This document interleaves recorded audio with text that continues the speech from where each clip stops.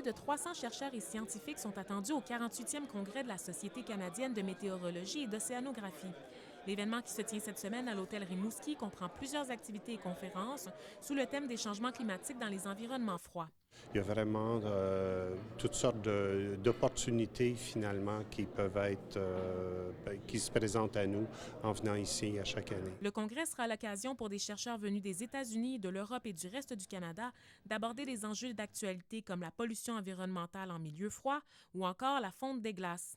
Mais les hivers chauds vont être de plus en plus fréquents et il va y avoir de moins en moins de glace. Ça, c'est pratiquement une certitude, là. Les chercheurs profiteront également du congrès pour sonner l'alarme quant aux impacts des changements climatiques pour les populations.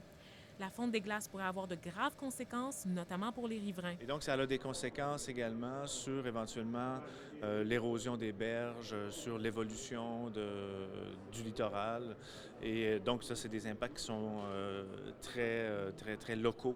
Questionné sur l'attitude réfractaire du gouvernement Harper par rapport à la recherche scientifique, le président du SCMO soutient que les chercheurs continuent de produire des travaux de qualité, mais que les moyens de diffusion restent effectivement limités. Puis, mais sauf qu'évidemment, avec les politiques, disons, de communication établies par le gouvernement, c'est juste qu'on n'en entend pas parler, mais ça n'enlève rien à la qualité de la recherche. Le public est invité à se joindre aux discussions mardi le 3 juin, alors qu'une table ronde mettant en vedette Steven Guilbeault, directeur principal d'Équiterre, portera sur des enjeux liés à l'exploitation des ressources dans le golfe du Saint-Laurent.